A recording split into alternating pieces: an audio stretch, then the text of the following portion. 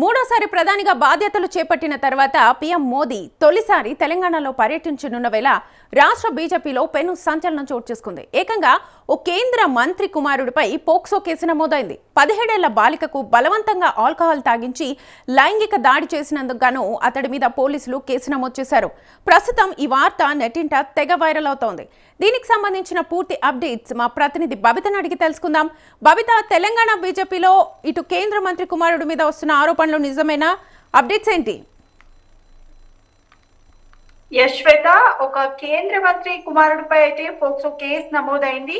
17 years ఒక యువతిపై అయితే బలవంతంగా ఆల్కహాల్ తాగించి లైంగిక దాడి చేసినందుకు గాను అతనిపై పోలీసులు కేసు నమోదు చేసినట్టుగా అయితే సమాచారం అందుతోంది. మోయినాబాద్ ఫామ్ హౌస్ తో పాటు మరో 2 ప్లేసెస్ లో బాధితురాలిపై లైంగిక దాడి జరిగినట్లుగా సమాచారం అయితే అందుతోంది. అయితే ఇది 2 సార్లు ఆమె ఆత్మహత్యకు ప్రయత్నించినట్టుగా కూడా తెలుస్తోంది ఈ ఇన్సిడెంట్ వల్ల.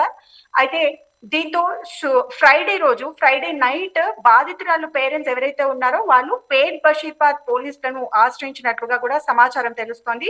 అయితే కేసు నమోదు విషయమై అర్ధరాత్రి 6 గంటల పాటు పోలీస్ స్టేషన్ లో హై డ్రామా నడిచిందని మీడియాకి సమాచారం అందుతోంది. చివరకు ఫిర్యాదు తీసుకున్న పోలీసులు ఎఫ్ఐఆర్ కూడా నమోదు చేశారు. అయితే ఎఫ్ఐఆర్ కాకుండా సదరు మంత్రి విశ్వ ప్రయత్నాలు చేస్తున్నట్లుగా కూడా తెలిసింది. అయితే కేసు వ్యవహారం ఇప్పుడు సీఎం రేవంత్ రెడ్డి అలాగే డీజీపీ సివి ఆనంద్ వరకు కూడా వెళ్ళినట్లుగా సమాచారం అయితే అందుతోంది శ్వేత. అయితే ప్రస్తుతం బాలిక పరిస్థితి ఎలా ఉంది? దీనికి సంబంధించి అప్డేట్స్ ఏంటి? అయితే కేసు పెట్టకపోతే కోర్టుకు వెళ్తామని కూడా బాధితురాలు పేరెంట్స్ అయితే స్పష్టం చేస్తున్నారు.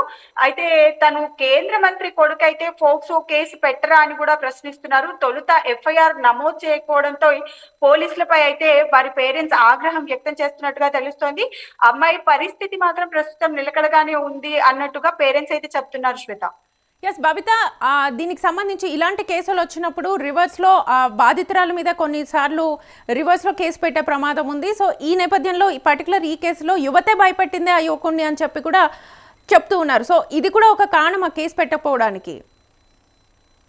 ఎస్ శ్వేత, అయితే ఇప్పుడు ఎవరైతే ఫిర్యాదు చేశారో సదరు పర్సన్ కూడా చెప్పడం ఏంటంటే స్నేహం పేరుతో పరిచయం పెంచుకొని అయితే తర్వాత పెళ్లి చేసుకోమని కూడా ఒత్తిడి తెస్తున్నట్లు, అలాగే భారీ మొత్తంలో డబ్బులు కూడా డిమాండ్ చేస్తూ బ్లాక్ మెయిలింగ్ కి పాల్పడుతున్నారంటూ ఆ కేంద్ర మంత్రి కుమారుడు కూడా హైదరాబాద్ కు చెందిన కుటుంబ సభ్యులపై అయితే ఫిర్యాదు చేసినట్టుగా కూడా తెలుస్తోంది. అయితే పోలీసులు ఇచ్చిన ఫిర్యాదుల వివరాల ప్రకారం అయితే ఒక మ్యూచువల్ ఫ్రెండ్ ద్వారా ఈ కుటుంబానికి పరిచయం ఏర్పడిందని, ఆ తర్వాత వారిద్దరూ ఫ్యామిలీ ఫ్రెండ్స్ గా మారారని కూడా సదరు మంత్రి కుమారుడు అయితే పేర్కొంటున్నట్లుగా తెలుస్తోంది.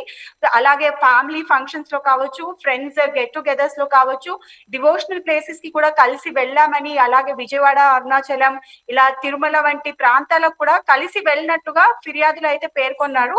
అయితే కొంతకాలం తర్వాత పరిస్థితులు మారిపోయాయని, తమ కుమార్తెను వివాహం చేసుకోవాలని తనపై ఒత్తిడి తెచ్చారని కూడా సదరు మంత్రి కుమారుడు పోలీస్ కంప్లైంట్ లో ఆరోపించినట్టుగా కూడా తెలుస్తోంది. తాను నిరాకరించడంతోనే తనపై తప్పుడు కేసులు పెడతామని, వేధింపులు, శారీరక సంబంధాల పేరుతో ఆరోపణలు చేస్తామని బెదిరించారని ఫిర్యాదులు అయితే వివరించారు Shweta. Right Babita, thank you.